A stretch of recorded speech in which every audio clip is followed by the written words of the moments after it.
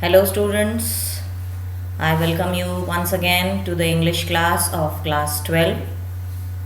I am Komila Mirani from Kendriya Vidyalaya number 3 Sagar, and today I have brought chapter number 2 of the supplementary textbook Vistas. The name of the chapter is The Tiger King by Kalki. Kalki, that is Ramaswamy Iyer Krishnamurthy, was a Tamil writer, journalist, poet, critic, and an independence activist. He is better known by his pen name Kalki, though his original name is Ramaswamy Iyer Krishnamurthy. His writing includes 21 short stories, 10 novels, and many more. He was honored by the Tamil Nadu government for his contribution to literature, and the government of Tamil Nadu issued stamps in the honor of Kalki. Now we come to the story, The Tiger King. The Tiger King is actually a satire on the conceit of those in power. Naturally, many students will have question in their mind that what is satire? Satire is a literary device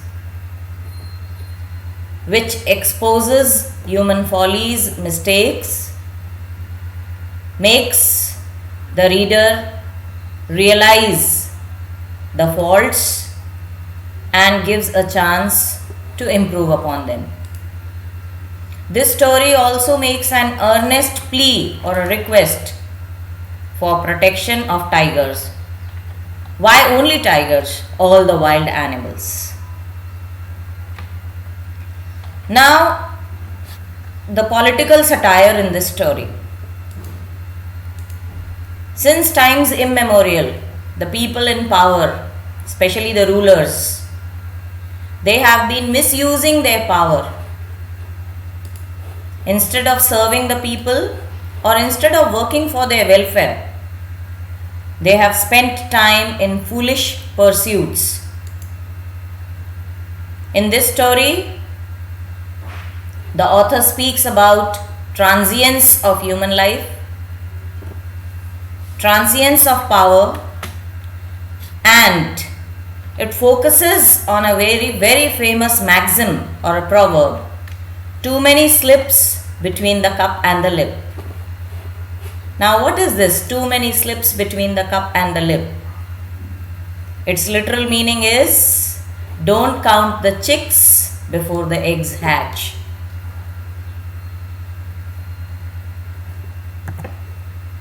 Now, the hero of the story.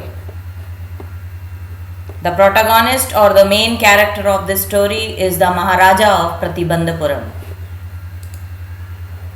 In the beginning itself, the writer points out that the Maharaja of Pratibandhapuram is identified as His Highness, Jamidar General, Khilidar Major, Shat Vyagra Samhari.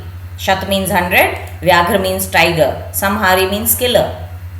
Vishwa Bhuvan Samrat, Sir Jilani Jang Bahadur, MAD, ACTC, CRCK, and so on. So many different titles have been conferred upon the great Maharaja of Pratibandhapuram, and the writer goes on to say on the first page of the chapter that all these are often shortened to one title, one significant title, that is the Tiger King. Now we talk about the aptness or the suitability of the title to this story. Why is the story titled as The Tiger King? Gradually, when you go through the chapter, you'll come to know that this Maharaja of Pratibandhapuram, he killed 100 tigers just to fulfill his pledge, his vows, his promise. The king, in his mad anger and ruthlessness, is as fierce as a tiger. And at the end of the story, ironically, a small sliver prick that he receives from a wooden toy tiger kills him.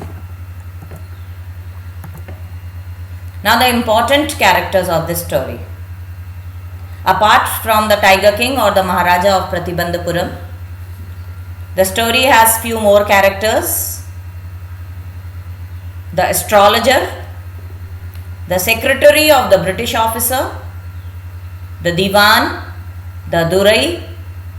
Durai means the tax collector, the revenue officer in British times, the Durai Sani, that is the Durai's wife, and then few villagers. Now, when we talk about the background and the setting of the story is set in pre-independent area, that is times before Indian independence, and the location is the kingdom of Pratibandhapuram in South India. The writer has employed many literary devices in this story to make it interesting, attractive, so that the reader does not lose interest even once.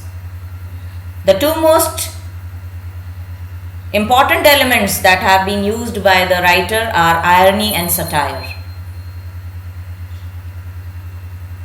Through these two devices, irony and satire, the writer tries to reveal the folly of autocratic and willful rulers who neglected all the rules and laws and bent them to suit their selfish interests.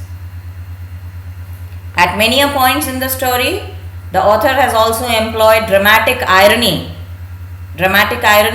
a sharp turn that is willfully made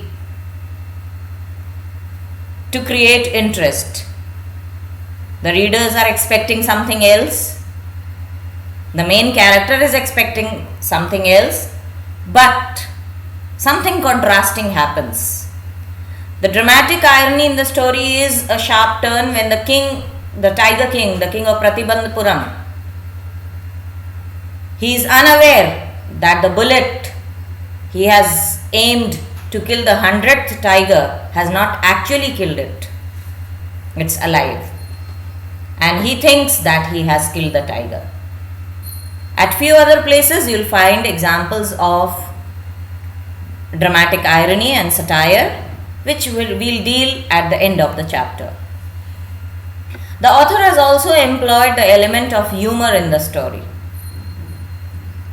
We'll deal with them in detail later on, but a few examples in the beginning.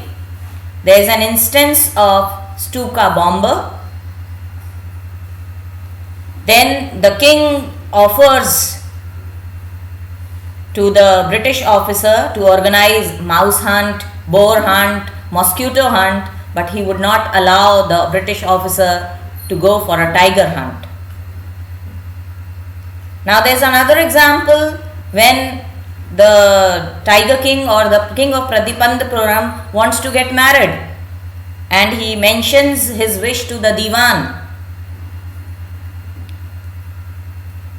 When the Diwan comes to know this, he starts blabbering foolishly.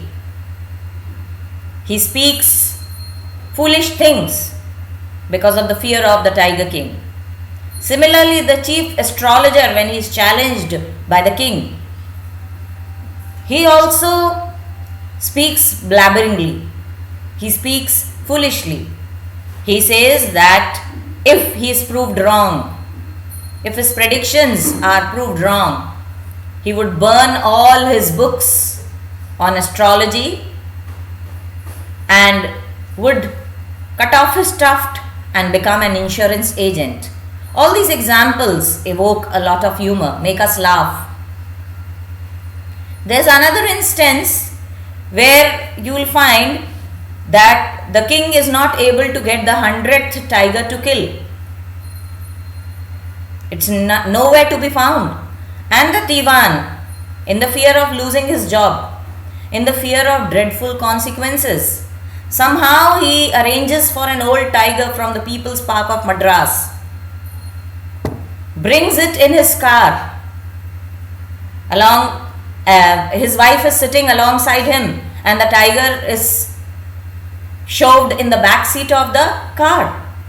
And when they reach the forest, the tiger gets stubborn. It refuses to get off the car. Later on, when it's dragged out and brought in front of the Tiger King, a very comic description has been made that the tiger stands in front of the king, waiting in humble submission to be shot. Then, at the end of the story, you'll find another instance where there is a small shopkeeper who has got small toys, not very expensive. The Tiger King likes a toy tiger in his shop. That has been made by an unskilled worker. It's worth very small amount of money. But when he asks the price of that toy tiger, the shopkeeper, fearing that he is selling the toy to a king, quotes 300 rupees for that small toy. But the king doesn't give any money. He says that let that toy tiger be a gift for the crown prince. So you'll find many elements, many examples of humor that will make you laugh. Now, there's a very famous sentence by Kalki that has passed into the coin of phrases. Even after killing 99 tigers, the Maharaja should beware of the 100th. This quote is very important in the sense that it teaches us that we always have to be very careful. We should not be overconfident. One should not be overconfident.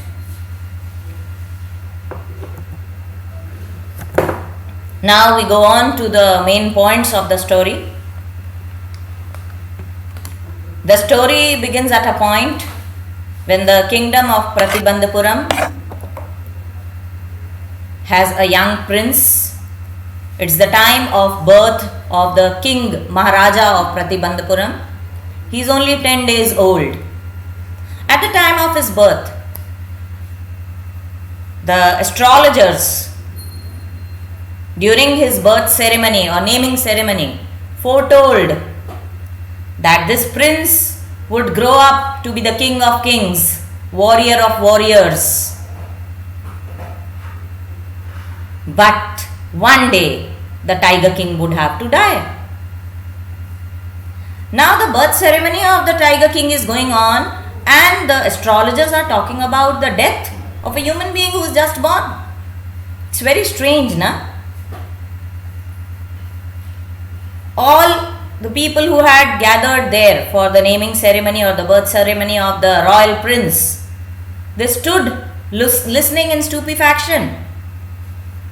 None had the courage or the daring to question the astrologer. But suddenly the 10-day-old little prince, Jilani Jang Jang Bahadur, he started speaking in a squeaky voice. Oh, wise prophets! People started looking here and there. Another time the same phrase was repeated, and now there was no doubt that it was the 10-day-old prince that was speaking, and that too so clearly. The chief astrologer couldn't believe his eyes, couldn't believe his ears. He took off his spectacles. He started looking with great interest at the baby. The little prince questioned the astrologer, and he asked the astrologer about the manner of his death. He said that everyone who has to who is born has to die one day. There is nothing new in it.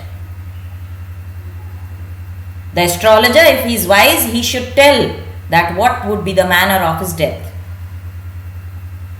The astrologer answered the little child's question and said that since the prince was born in the hour of the bull, and bull and tiger are permanent enemies, therefore, according to his predictions, according to his astrology, the death of the tiger king would be caused by a tiger. People were wonderstruck. But the little prince, the 10-day-old prince, as soon as he heard the name of tiger pronounced, he started growling. He started thundering. Terrifying words emerged from his lips. He thundered loudly, "Let tigers beware." Now this miracle and this little incident, it became a rumor in Pratibandhapuram. It became a topic of gossip, a topic of discussion in Pratibandhapuram. The prince started growing up in the royal family. He grew taller and stronger. Most of the people forgot about this incident. Since the Maharaja of Pratibandhapuram, since this prince, he was born in a royal family, and this story belongs to the time when still there was British rule in India. The royal families, they blindly followed English customs, English culture. They claimed themselves to be patriots, to be nationalists, but they copied or they followed English culture. It was their favorite. So this prince was also brought up in an English environment since he belonged to a royal and elite family. Now see the humor. He was given to drink the milk of an English cow. He was tutored by an English teacher. He was brought up by an English nanny. And he was made to see only English movies. See his upbringing. Now when he became 20 years of age, the state that till now was in the hands of court of wards, now the administration, the rule passed into the hands of the young prince, 20 years prince. He was crowned as the Maharaja of Pratibandhapuram now. Gradually, the rumor that had been popular, the incident that had happened when he was a small child, the rumor again started becoming popular. And this story, this incident, that miracle that had happened when he was just 10 days old, it reached the king's ears also. When he heard that his death would come of a tiger, he decided to kill all the tigers of his state. Now he was an educated man. Now what would be the reason for killing tigers? Would it be merely hunting? He knew very well that in self-defense one can even kill a cow. So he adopted this excuse. He started going on tiger hunts, and every time he would go and he would kill a tiger. He pledged to kill all the tigers in his state in order to escape the death and in order to prove the astrologer wrong. As soon as the first tiger was killed, he very proudly sent for the state astrologer, called for the state astrologer. And he asked the state astrologer, "What do you say now?" The astrologer said very confidently, "Your Majesty, you may kill 99 tigers in the same way, but you have to be extremely careful of the 100th tiger." And this was a big challenge for the brave king. The astrologer was also very confident on his knowledge. He had complete faith in his reading, in his prediction. He said that if the Maharaja would kill the 100th tiger, he would tear up all his books on astrology, burn them, cut off his tuft, crop his hair short, and become an insurance agent. This is also an example, a very good example of humor. There would be a question, point out some examples of humor from the story. And this is one such example. After this, the king vowed that he would attend to all the affairs of the state only after killing 100 tigers. And he set on the mission of killing 100 tigers. The first thing he did was he banned tiger hunting in the state. No one except himself was allowed to kill a tiger or even fling a stone to harm a tiger. An announcement was made that if anyone would try to harm tigers in any way, he would be punished severely. All his property would be confiscated. Now, when the Maharaja started his mission of tiger hunting, it was not very easy. After all, tigers are wild beasts. He had to face many dangers. Sometimes he would miss his mark. At other times, he would have to fight the wild beast with his bare hands. And it once so happened that he was even on the verge of losing his kingdom. But his fortune, his luck, his fate always favored him, and it was the Tiger King, the Maharaja only, who came out victorious every time. Thus, in a period of 10 years, he has done nothing for administration, for the welfare of the people. He is a king. 10 years have passed and he has completed the tally of 70. 30 tigers are still left. After this, suddenly, something unexpected happens. Suddenly, the tiger farms and the forest in the state of Pratibandhapuram, they become dry. There is not a single tiger to be found. Now what to do?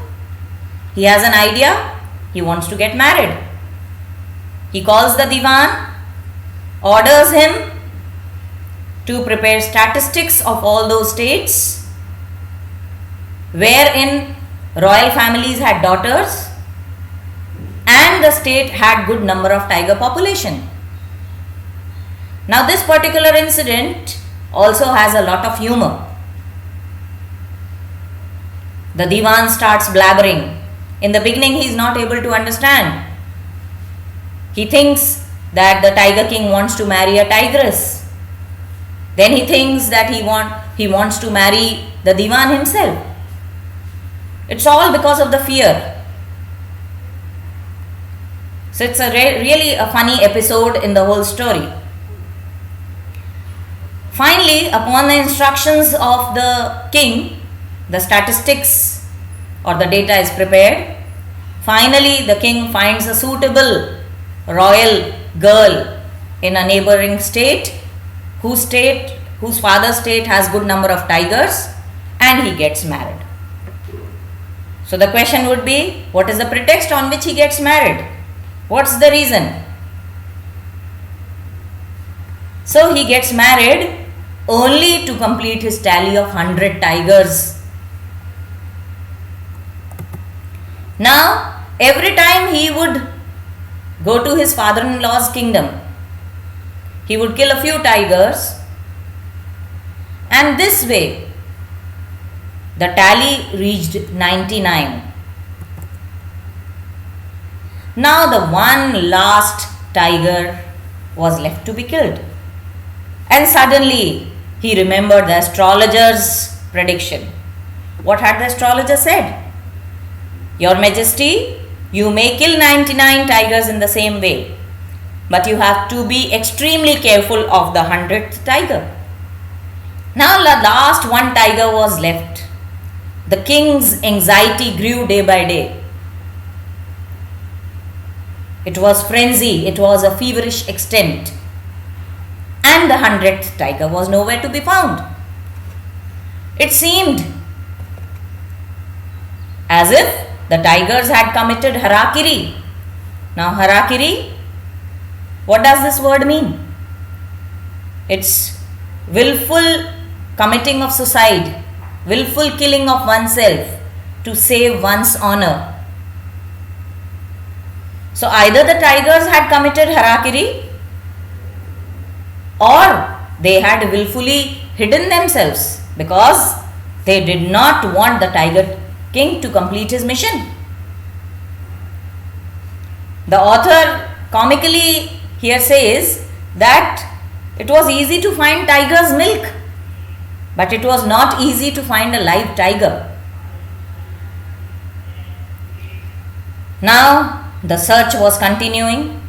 Not only the king, all his minions, the ministers, the divan, all were busy in one thing. And what was this one thing? To find the 100th tiger for the king.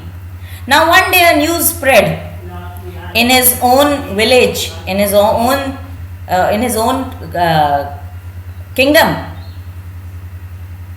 that there was a tiger.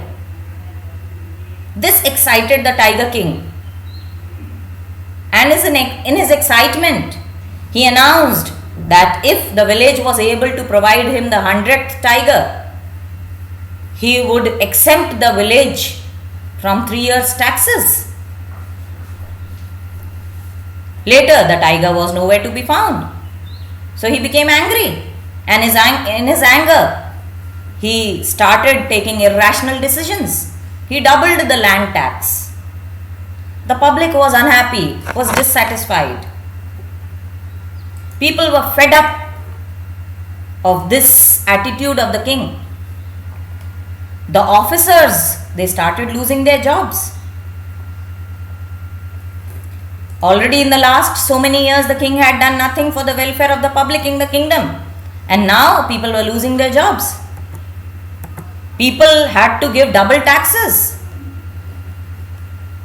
Now the Divan and the council of ministers, they finally came to a conclusion that if somehow the 100th tiger was not found, the consequences would be very severe. So the Divan somehow arranged for an old and weak tiger, a weak and an ill tiger, from the People's Park of Madras. And he shoved the tiger into the back seat of his own car, drove it to the forest where the king was already camping to hunt the 100th tiger. The tiger launched non-cooperation movement. It was not ready to come out of the car, so they had to drag him. The tiger was brought by the Divan, and suddenly it stood in front of the king as if waiting in humble submission, humble supplication. "Oh my master, I am here, please kill me." Again it's humor and satire. The king was extremely happy. He took a shot and he fired it. The tiger collapsed, but it was due to shock. The bullet had not hit the tiger, it had missed its mark. The king was so elated that he did not even wait to verify whether the animal was killed or not. In his excitement, he went away, ordering his minions, ordering his people, that the tiger's dead body of an animal, carcass, C-A-R-C-A-S-S, carcass, dead body of an animal. He ordered that the tiger's carcass should be brought to the palace in a procession, and a grave and a tomb would be built in its memory.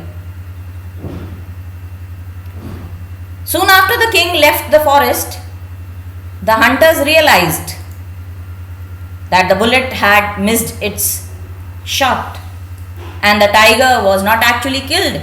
It was merely unconscious. Now how did they come to know about it?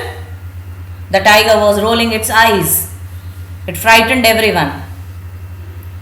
So the live tiger, the tiger that was alive, that did not frighten everyone.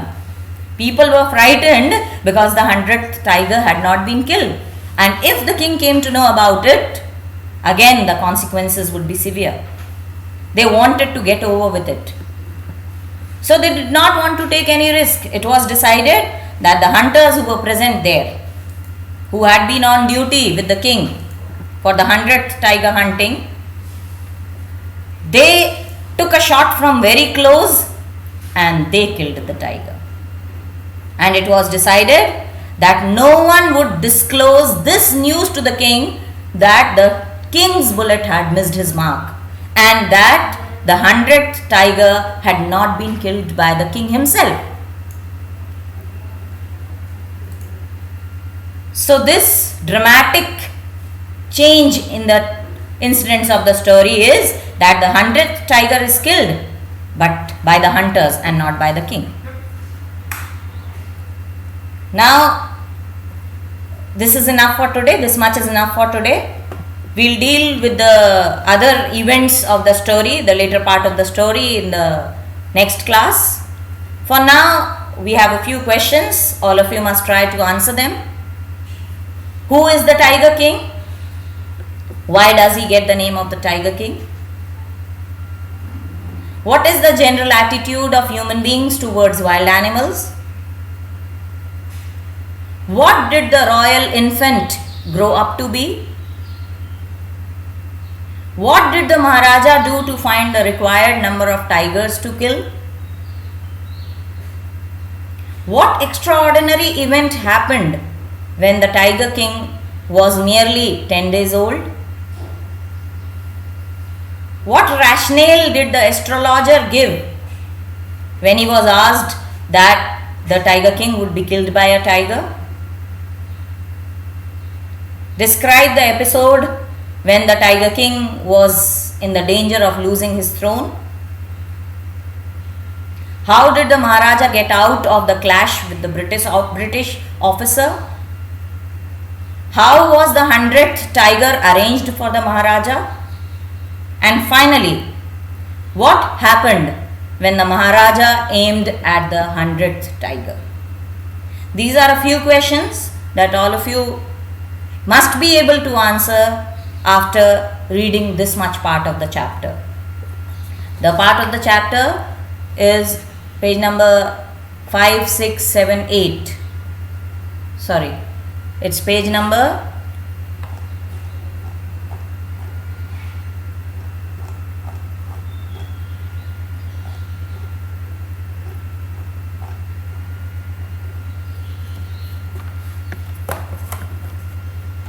I'll tell you the page numbers in the textbook.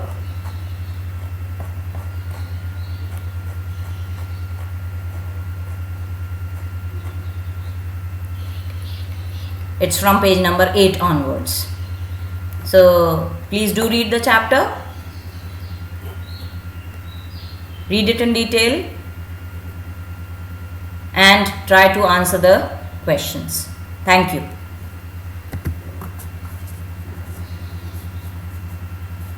कितने minutes का हुआ?